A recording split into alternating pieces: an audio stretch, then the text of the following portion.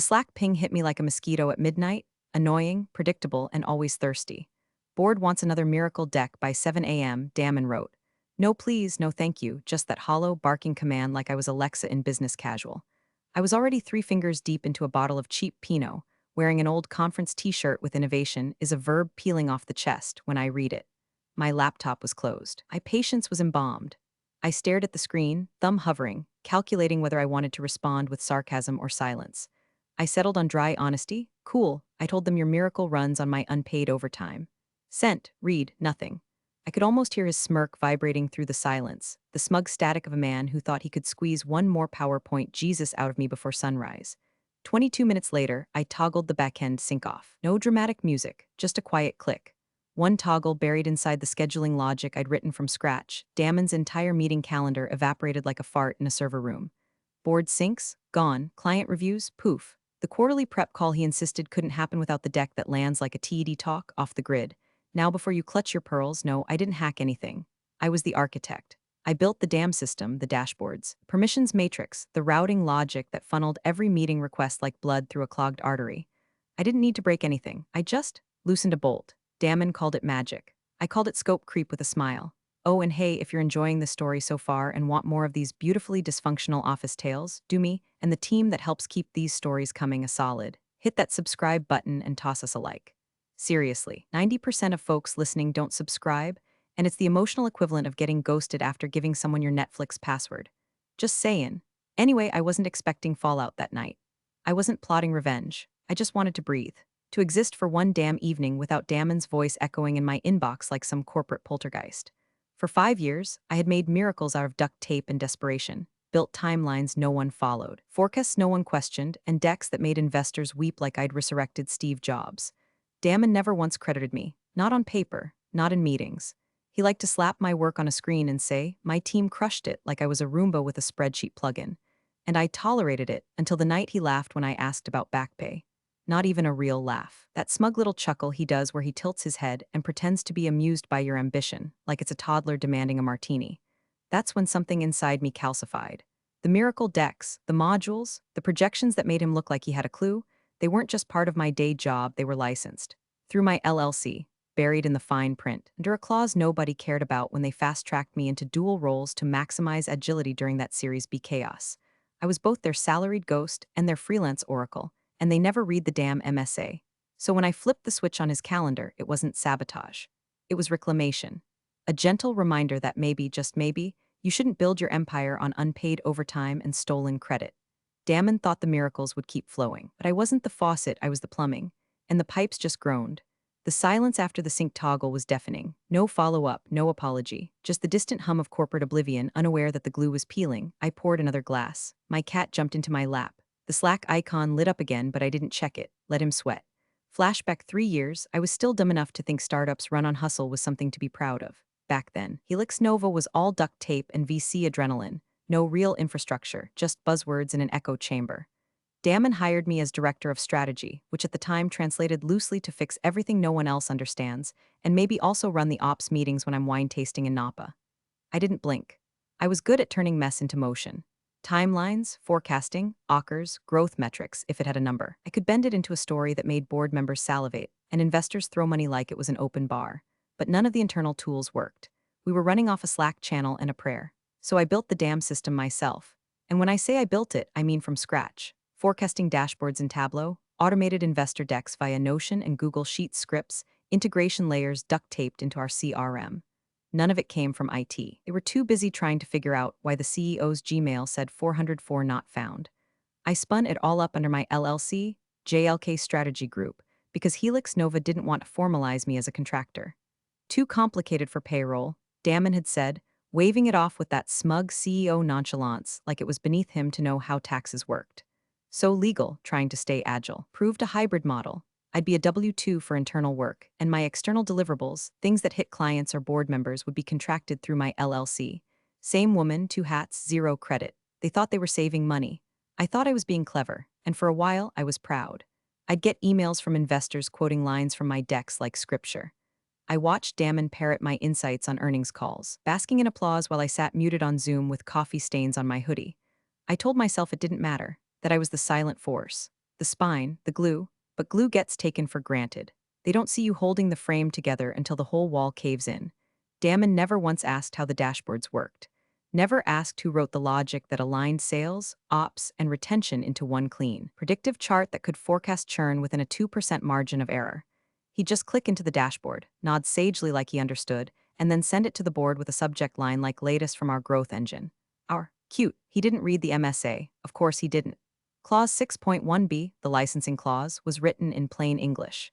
In the event of termination of equitable engagement or breach of payment terms, all usage rights to external-facing modules are suspended immediately. We added it at the advice of my lawyer friend Lindsay, back when Helix Nova delayed a contractor invoice for 90 days and claimed we're waiting on series of liquidity. Damon signed that clause himself, smiled while doing it. I used to laugh about that. I used to think, this is why I'll never need to scream. The truth is already signed in ink, but truth is funny in business. It's only useful if someone knows how to read it, so I built miracles and let him wear the wings. I coded in the dark. I automated processes that made his KPIs look like prophecy. I named the files Client Portal 2.1 and Revenue Sync Alpha when I could have just called them Jennifer's Spine, volumes 1 to 100. But I wanted to be the hero behind the curtain. Until he told me I was just support. Support, like a stapler, like a printer that only jams when executives are around. Like a thing, not a person. I reread that Slack 3 times. You're not client-facing, Jen, you're back-end support.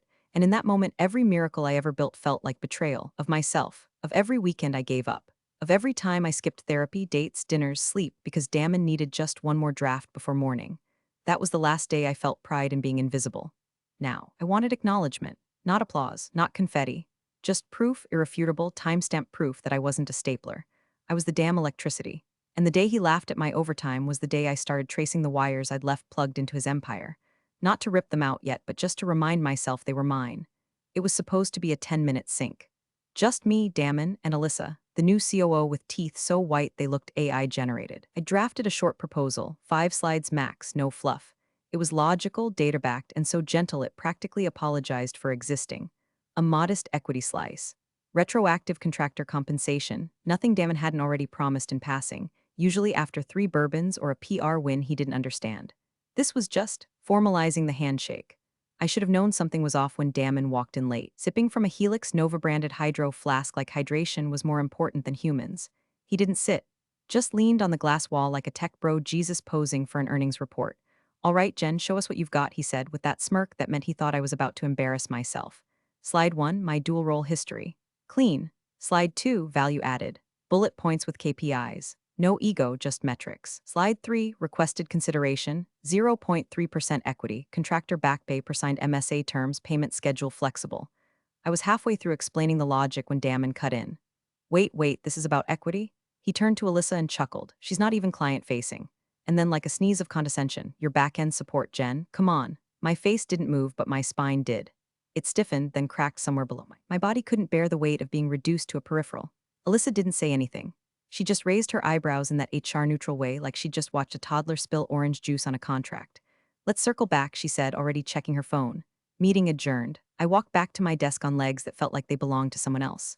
My ears were ringing. Not from rage, no, rage is loud. This was quiet. A cold, sterile quiet, like walking through an office after layoffs. When I opened my laptop to review the deck, the folder was gone.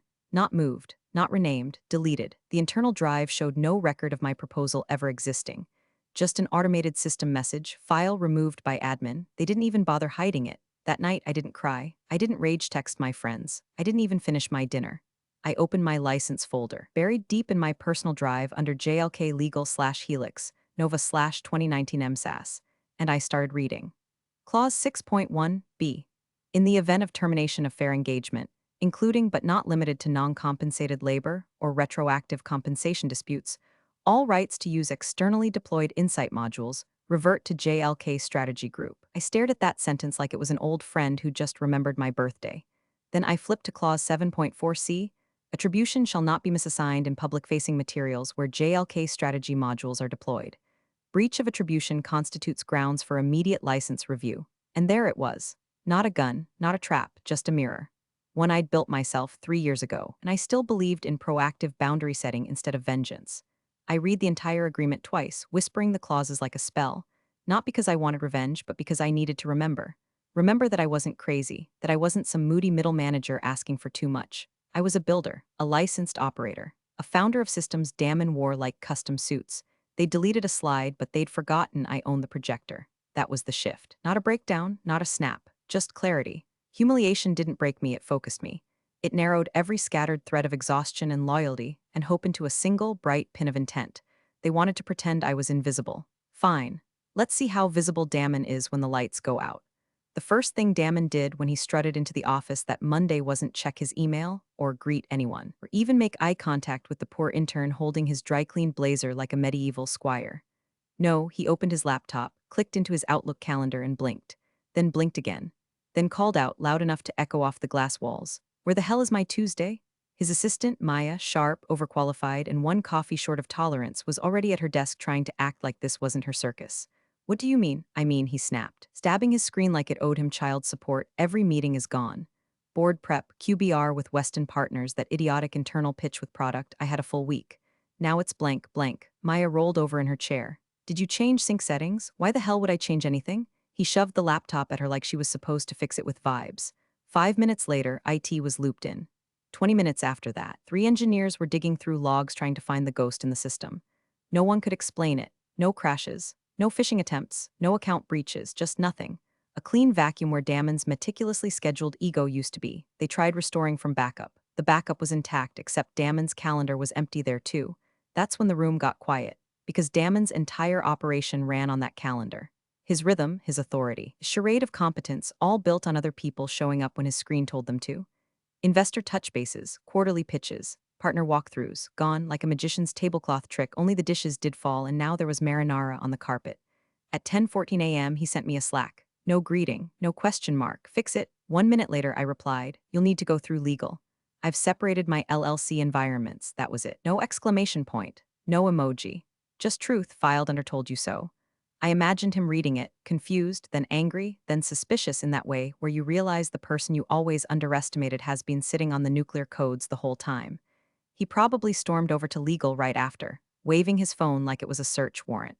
And I guarantee the first thing legal did was stall, because they knew. It let this hybrid contractor setup fly under the radar for years. Too fast-paced, too lean, too scrappy to formalize. I was the Swiss Army knife, cheaper than a full team, more precise than a consultant. They thought I'd never pull the pin. But this wasn't sabotage. This was notification. The modules powering Damon's miracle calendar, the ones that routed high-priority meetings through automated load balancers, auto-prioritized investor availability, and pre-populated agenda decks, were built under my LLC license.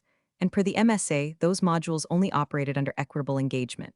Clause 6.1b, baby. They terminated that when they called me support and deleted my proposal. I hadn't shut the system down. I'd simply separated environments. Internal ops still worked. Finance was untouched. HR kept HRing, but Damon's silo, his precious curated spotlight moments, the platform that made him look omniscient in meetings, gone dark. I heard he threw his phone across the room. I heard Meyer asked for the rest of the day off.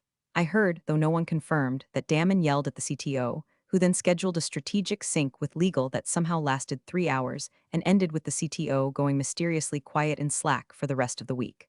I didn't reply to the follow-up pings, didn't answer the quick questions. I was no longer Damon's duct tape. I was an independent contractor honoring the terms of a contract they had violated. If he wanted his miracles back, he'd need to file a request through the right channel, preferably CCing someone with bar certification. That night, I made pasta. Real pasta, not ramen, not coffee and almonds over the sink. I sat down with a glass of wine and watched the clock tick past 9 p.m., the hour Damon usually slacked me with some urgent fire drill that only existed in his brain. It didn't come. For the first time in years, my laptop stayed closed, and Damon's empire started learning what silence really meant. By Wednesday, the cracks were showing like sweat stains on Damon's linen button-down. The ops team was 10 hours behind on deliverables. The board slide deck still looked like a high school group project, mismatched fonts, missing numbers, no trendline integrity. Sales was panicking because the pipeline tracker, my pipeline tracker, wasn't populating. The formulas weren't broken, they were simply absent. Damon had never asked how they worked. He just assumed the system auto-fed from the cloud, like Moses but with Google Sheets. Every morning, Maya refreshed his calendar and sighed louder. She tried to rebuild manually, pulling meeting data from emails and scribbled notes. It was like reconstructing a sandcastle after high tide. One investor actually showed up to the wrong Zoom and ended up getting pitched by our UX intern for 20 minutes before realizing Damon wasn't coming. Then came the kicker. Weston Partners, our biggest whale client, the one we flaunted in every pitch deck like a trophy wife, called Damon directly. Where's Jennifer? That was the first thing they asked. Damon blinked. She's out sick. Medical leave. Nothing serious. The lie snapped out so easily, so confidently, I almost respected it. Problem was, Weston had already emailed me, not even a long message, just a simple forward from their strategy lead, following up on the timeline module. Is this still running through your license, or has Helix Nova assumed ownership? Clean, professional, and lethal. I didn't respond to Weston. I forwarded the entire thread, Damon's lie, the client's email, and a brief note of my own to Helix Nova Legal. Subject line: License Clarification Clause 7.4c, Inquiries Body. As Weston is a direct beneficiary of JLK modules, I'd like to confirm how Helix Nova would prefer I respond. Please note the attribution clause in our current MSA regarding client-facing interactions and IP ownership.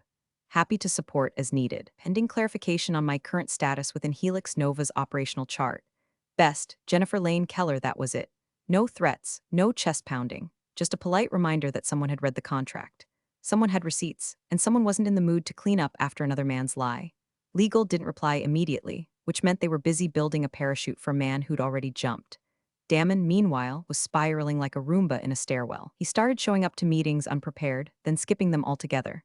Reports trickled in late, riddled with errors.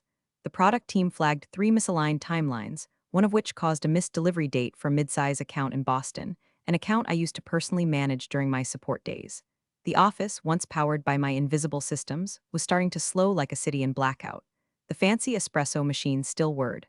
The kombucha still flowed. But the engine, the actual coordination, the heartbeat beneath the slides and sinks and investor dog and pony shows was quiet, because that engine had a name, and she was watching. I wasn't petty. This wasn't revenge. It was an audit, a stress test. A legally sanctioned demonstration of who ran what and what happened when she stopped. It felt good, not vengeful, not smug, just right. Like setting a crooked picture frame straight after years of walking past it sideways. I found myself sleeping better, cooking more. I even cleaned out the closet I'd been ignoring since lockdown. I wasn't worried. Damon was making all the noise for me, unraveling faster than I ever could have scripted. My silence was louder than anything I could have said. And the best part? They still hadn't figured out the full extent of what I owned. The dashboards were just the tip. The forecasting engine, the prioritization logic, the stakeholder alignment matrix, all the things they'd casually labeled internal plumbing, were still running under JLK's license. Still mine, still mapped to a kill switch I hadn't even touched yet. Power, I realized, isn't about controlling people. It's about knowing what happens when you stop. The email came in at 3:42 p.m. on Thursday, subject line: Request for Licensing Clarity Internal Systems Inquiry. The sender? Amelia Soto, Associate Counsel at Helix Nova Legal. I'd only ever interacted with her twice before, once during onboarding, and once when she accidentally sent me someone else's NDA. Both times, she treated me like a polite ghost. Now, I had her full attention. Her message was buttoned up but twitchy, like a dog trying not to bark. Hi, Jennifer. We're conducting an internal review of Helix Nova's usage rights regarding certain operational modules. Do you please clarify the current schema for your LLC's licensing terms, especially as they pertain to any systems integrated pre-2022? Additionally, we'd appreciate any documentation related to client-facing materials and attribution guidelines. Best, Amelia Soto, Associate Counsel, Helix Nova Translation. Damon's in freefall, and legal is building him a parachute with duct tape and prayer. I didn't rush. I finished my coffee, took a walk around the block, gave the cat a new name just for fun, corporate karma. Then I sat down, opened my "Oh, they finally noticed" folder, and composed my reply. I didn't bloviate, no grand monologue, just 3 clean attachments: a PDF copy of the signed Master Services Agreement from 2019, with digital timestamps, a version history of JLK modules deployed inside Helix Nova's infrastructure, including push logs, IP addresses, and code commit hashes, a 1-sentence email. Please refer to the equitable usage clause under 6.1b and 7.4c regarding client-facing attribution. Best regards, Jennifer L. Keller, founder, JLK Strategy Group. Then I hit send. It took all of 14 minutes for the internal Slack channels to start twitching like a disturbed hive. I wasn't in them anymore, obviously. Friends still inside sent screenshots. One thread had Damon writing, "Wait, is this real? We OWN those modules, right?" Followed by legal replying, "The documentation suggests otherwise." Another showed him privately messaging Amelia, "Are you seriously saying we violated licensing just because of some naming error?" To which she replied, "It's not a naming error if the attribution clause was signed and the modules remain externally licensed. You need to proceed carefully." Carefully? That's corporate for you, done messed up, sir. By sunset, Damon had turned his office into a command bunker. glass walls papered with sticky notes, whiteboards filled with arrows pointing to question marks. Reports say he called in 3 senior engineers, 2 product managers, and even tried to get the CTO to backdate internal architecture logs. The CTO wisely declined. Quietly, he started asking questions he should have asked 3 years ago. What does JLK control? What happens if she revokes access? Why did no one flag this earlier? He tried blaming Maya, then legal, then me. He called it sabotage, but you can't sabotage what you own. I didn't revoke anything. I didn't touch a single line of code. I simply responded with the truth.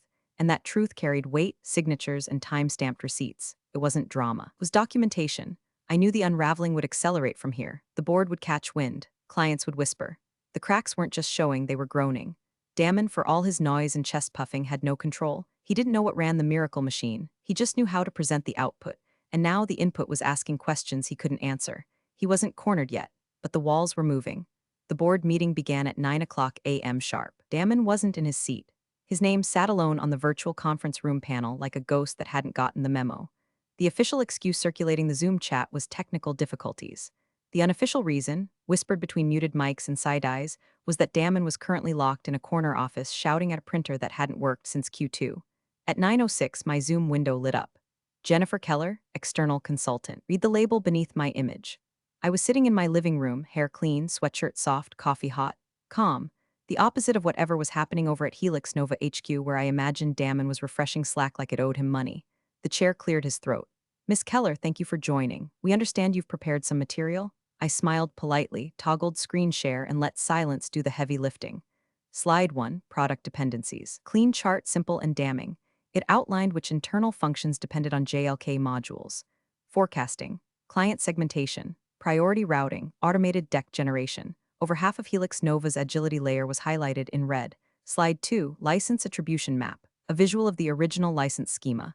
My LLC, timestamped, deployed, signed, followed by a layered overlay showing usage drift, where Damon had expanded internal access beyond scope, used my modules in client demos without credit, even white-labeled 2 of them during a Series C roadshow.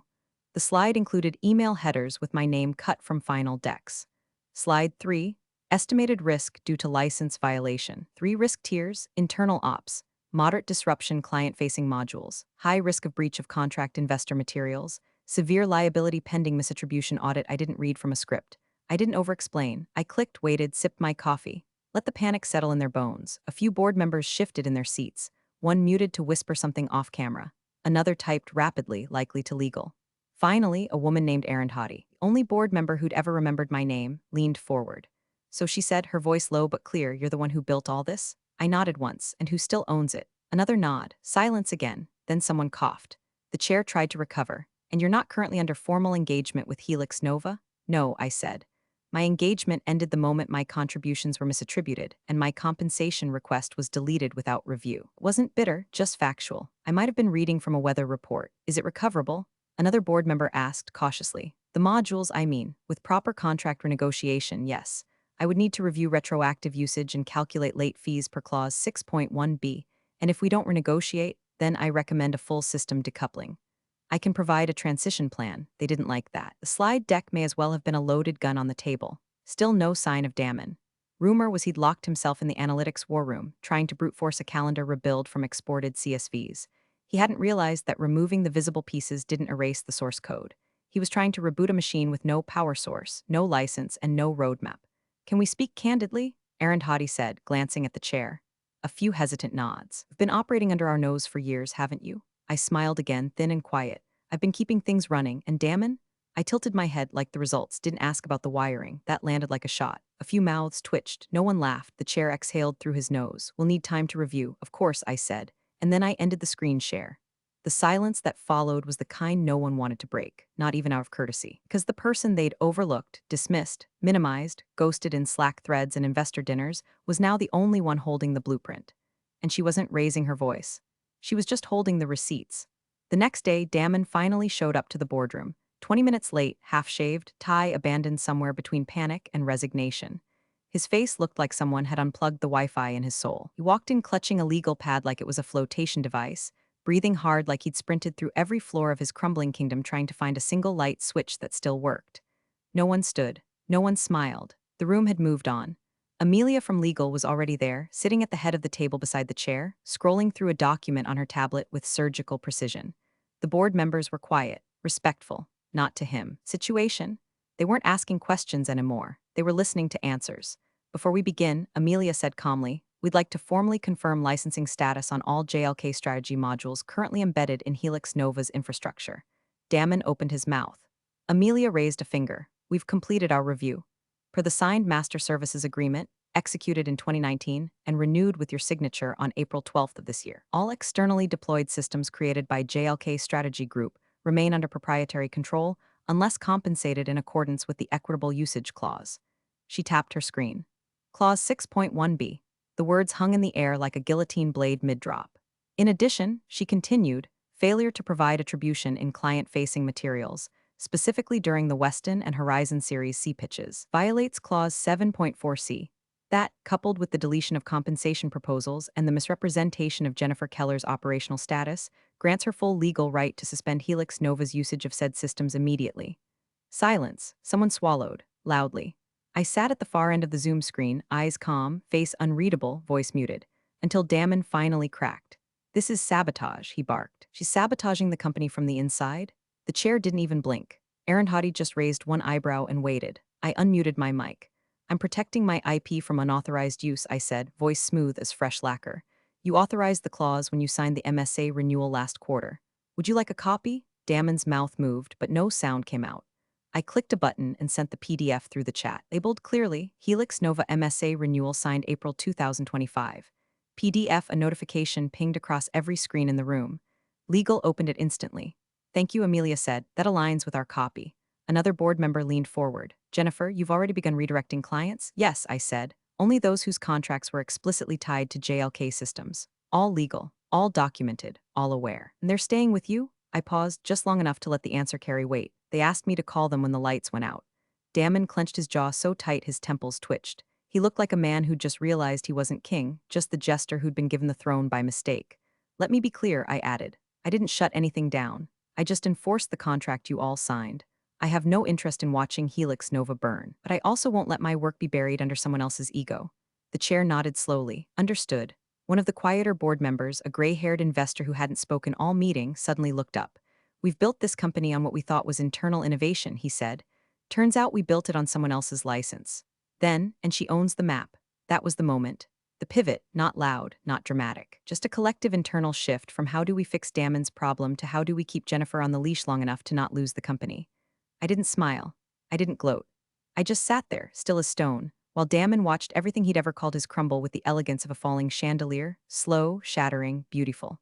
The meeting ended not with a vote, or a gavel, or a raised voice, but with a sentence so loaded it could have stopped time. I'd like to bring you back on retainer. The chair said it like someone offering a bandage to the surgeon who just exposed the wound. The boardroom was hushed, reverent, like they'd finally realized the firewall between collapse and survival wasn't built by Damon's charisma, but by my code, my logic, my hands. They needed me, not to rebuild, to prevent further decay. I didn't nod, didn't leap at the offer like they expected. Instead, I leaned in, looked directly at Amelia from legal, and asked one thing. Before we discuss new terms, I'll need full payment for the past 2 years of outstanding consultancy invoices. Indexed for inflation. With late fees per clause 5.2a. Amelia blinked. All of them. I held her gaze. All of them. Silence again, not tense, just still. A frozen moment where everyone processed the fact that I hadn't come to negotiate. I'd come to collect. The chair gave a slow nod. We'll make it happen. I could feel Damon watching from the far end of the table, though he hadn't spoken in 15 minutes. His legal pad now sat closed, untouched. His jaw had loosened, his posture slumped into what could generously be called quiet defeat. If he'd been wearing a crown, it would have rolled off onto the floor by now. Someone asked about a new contract. I said I'd review whatever legal sent. Someone else asked if I'd be open to internal integration of my systems again. I smiled without smiling. That would require a brand new MSA, with very different terms. They nodded. Of course it would. They were used to pretending. I wasn't pretending anymore. Before I left the Zoom, I clicked one final button.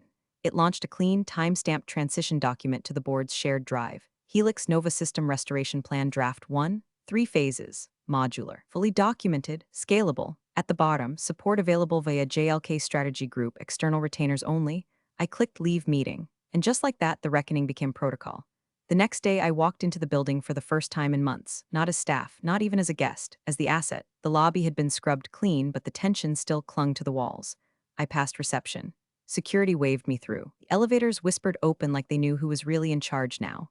I walked by Damon's office on the 15th floor. The glass walls that once shimmered with whiteboards and mock-ups and self-importance now stood quiet. His chair was empty. His nameplate gone. Just a hollow desk and the stale scent of expired authority. A new assistant, young, bright-eyed, probably not warned about me, whispered to someone nearby. "She's the one, right?" She was the miracle. I didn't turn. Didn't answer. Let them tell the story however they needed to. Let Damon rewrite the past however he wanted. I didn't come back for applause. I came back to prove something simple, something final. You don't get to erase the person who built your throne. And now the system rebooted, clean, precise, mine, without the fraud, without the noise. Just silence and control. Thanks for watching, you cubicle warriors.